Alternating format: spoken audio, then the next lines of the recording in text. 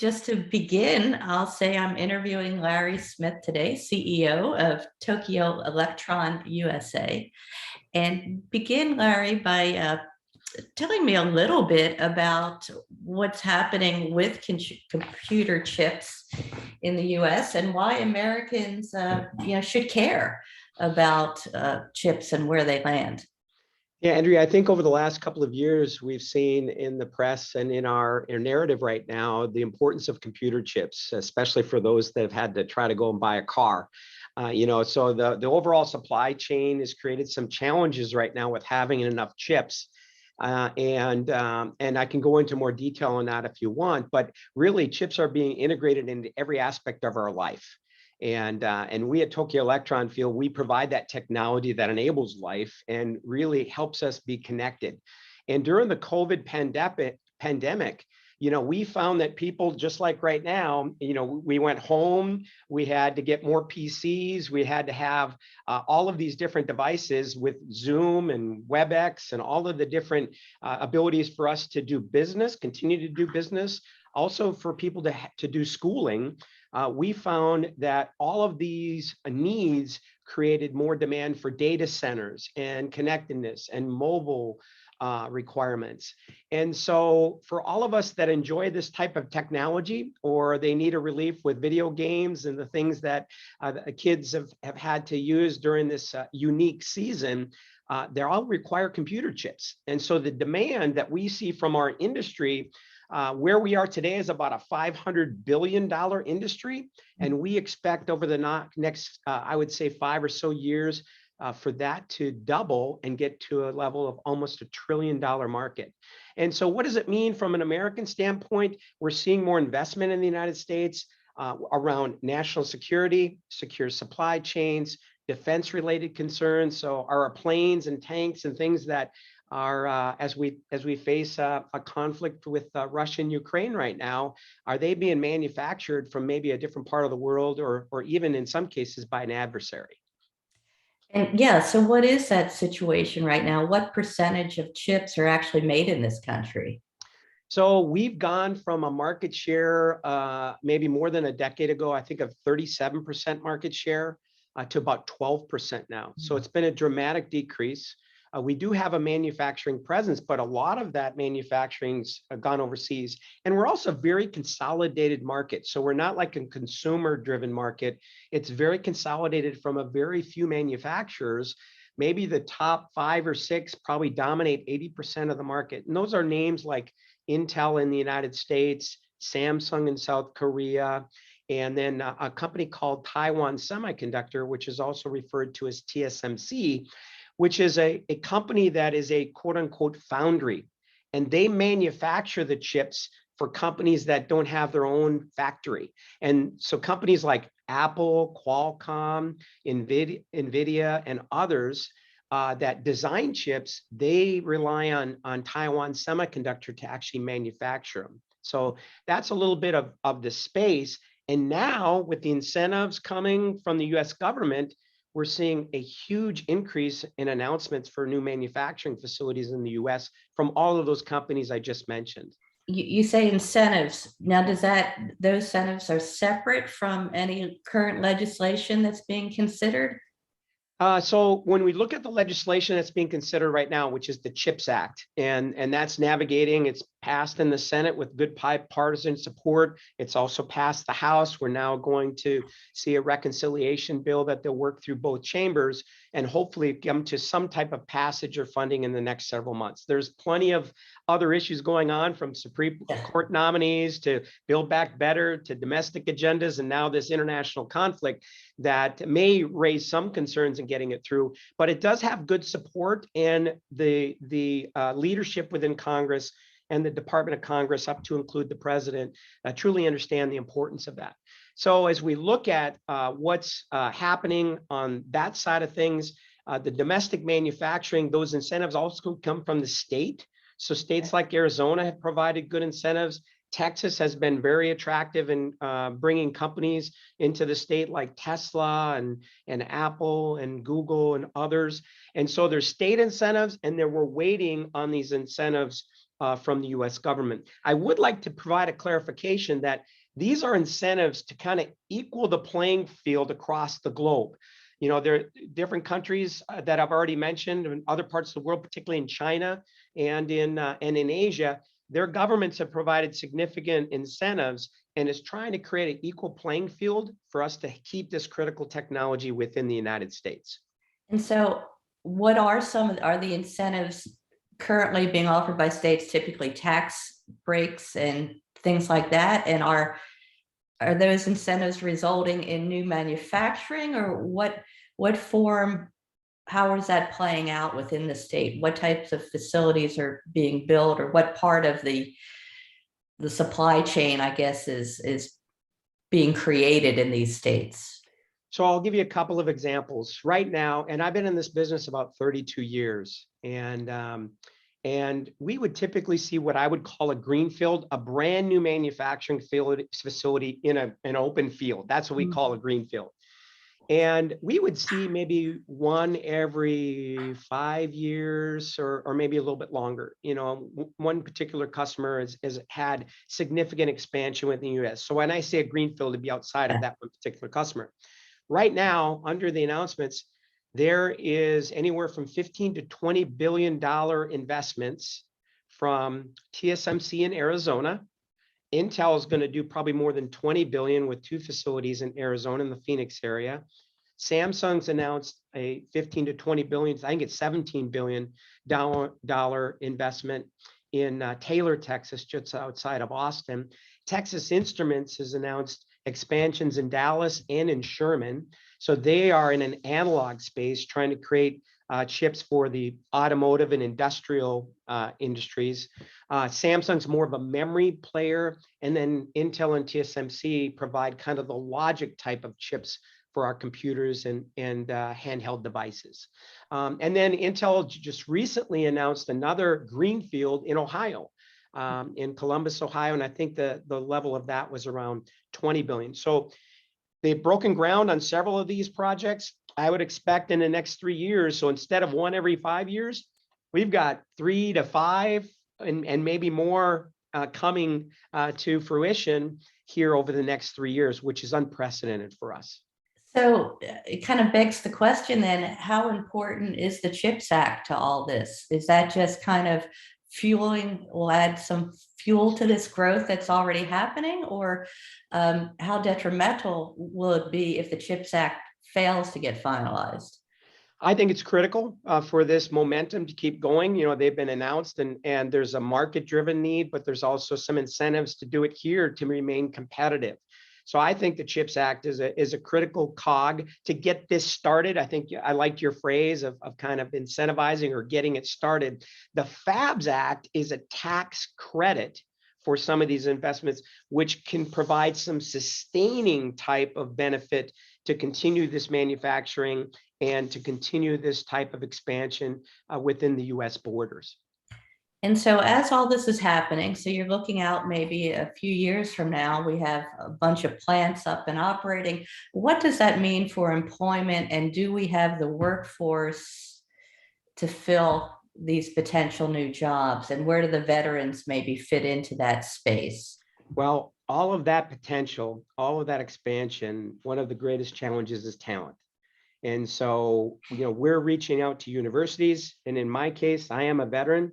And I feel part of my calling is to help veterans get jobs and help veterans get homes. Those are the 2 areas where I focus outside of my work environment. And we started an incentive a few years ago. I was a lieutenant early on in my career with a very senior leader in the Army now. His name is General Paul Funk, and he's a TRADOC commander. And he was the commander up at Fort Hood, which is about an hour here north of Austin. And we just started a dialogue and building a relationship with them to really educate our soldiers on what this potential is. So about half of my company are field engineers that go in and start up and install and tweak and maintain our equipment. And that's a great fit for veterans because they have the technical know-how under certain MOSs. They have the discipline, the teamwork, the work ethic, and that. So there's a part of it where you just got to make them aware of this industry. Oh, what are semiconductors? and then they go to what's comfortable, and the military's comfortable. And so how do you go to a similar type of industry? And we're just trying to make awareness. So we started as a company doing this probably 3 or 4 years ago. And then I brought in our semi-industry association, the CEO, Ajit Manocha, and Sherry Liss, who runs the foundation. I brought them up to Fort Hood, let them see what the potential was. And we're now trying to spread that word of recruiting veterans to the 2,300 companies that operate within our industry. And that's the whole supply chain, not just equipment, materials, supply chain, and everything that is required for us to really manufacture semiconductor chips. And what kind of a response are you getting when you're meeting with service members or trying to spread the word? Are they receptive to it? Do they see themselves working in this industry? Because as you mentioned, it's on the face value, a lot of them may say, I don't have the background, the skill set to do it. Well, I tell you, part of my personal story is going from being a tanker, and a tank leader into the semiconductor industry. It can be very intimidating. How do you translate some of those skills? And so there's a core character and integrity that we look for, and then there's competence that builds trust. And so it takes time to build trust with those soldiers to understand, hey, how do I translate my specific skill sets to this industry? And so there's an education, there's the sponsors or coaches or mentors that are still in the service. The Soldier for Life program is wonderful, to where the Army now lets some of these soldiers, the last 6 months of their service time, they can go out and do internships. So we've had some success. And I think early success breeds follow on, word of mouth. Hey, consider this industry. I've been successful. We want to make sure as we bring these soldiers on board into our company, we provide them. I like to use the word battle buddy. It doesn't really translate into our industry, but you need a mentor or coach or guide to help them work from the environment within the military to our industry. So we're slowly building that momentum and trust and brand awareness and word of mouth. And it's a perfect time to just expand that now. Well, and you're pretty much defining what would be considered a military-friendly industry. I take it that's part of what you're trying to let service members know, that this really is a military-friendly industry that has the support from beginning and throughout your career, potentially. Yeah, and Kathy Gardner has led our initiative with the veterans. She's our recruiter and a talent acquisition leader within our company. She's passionate about helping the veterans. And she's also been very aware, to include the conversation I have with you right now, of getting our story out. And we have been recognized by the US government as a veteran friendly, and we've been receiving that type of recognition for a number of years now. And we don't do it for the recognition, we do it as part of the education. And like, oh, Tokyo Electron or TEL, I'm aware of that, or the semiconductor industry. So I appreciate you giving us the opportunity to share the story and also help people become aware of it. And what kind of specific jobs, might a veteran be looking at or considered for? I think that's sort of one of the maybe potential stumbling blocks, is really seeing the position and the fit.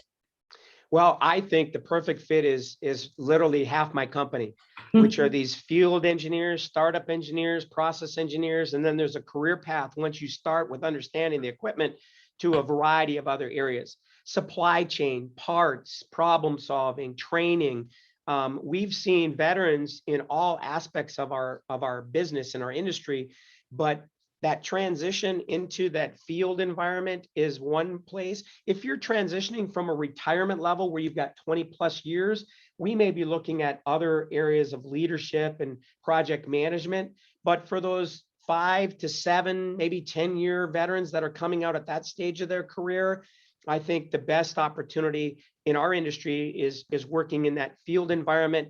Understanding the tool, understanding the customer and the industry is a great foundation for their future career. And talk a little bit about your own career. You mentioned being a tanker. How did the transition work for you, and what has the career been like in the civilian world? Well, I'm a West Point graduate. I was fortunate to be able to go there and get my education. So I then served 5 years on active duty, met my commitment, and then did 5 years of reserve duty. So about 10 years of service.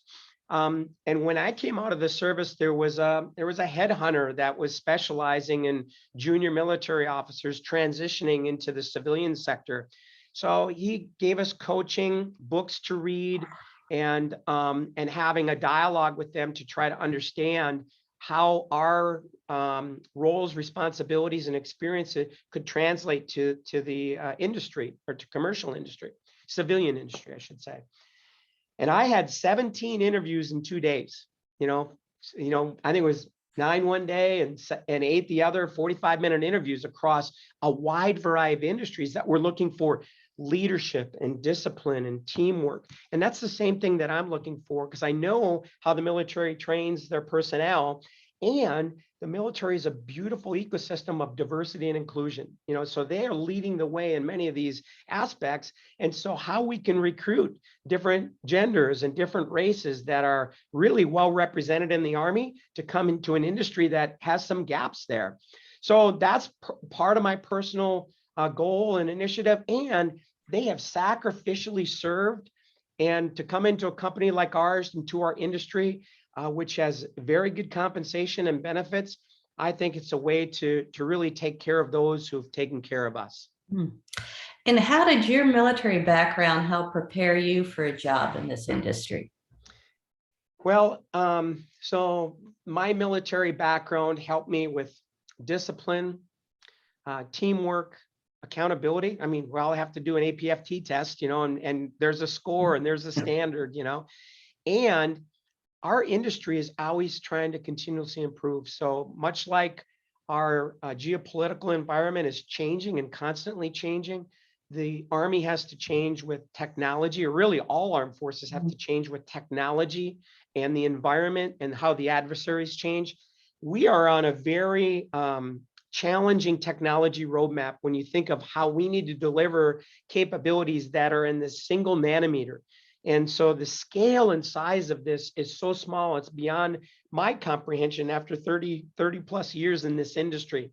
So how do you take a difficult problem? How do you get organized? How do you use a team to solve it from all of these different disciplines? And then ultimately continuously look for opportunities to grow and learn and improve. Excellent. And for somebody who's watching this or reading the article after it comes out, that is looking to transition out of the service, what advice do you have for them? What are some of the things they can be potentially doing in the final year of their active duty career to prepare themselves to make this transition? Are there things can they be proactive? Well, I agree. You need to start, as you prepare for this transition, you need to start talking to people maybe from that industry, reach out to maybe former colleagues that have made that transition and can give you some good advice.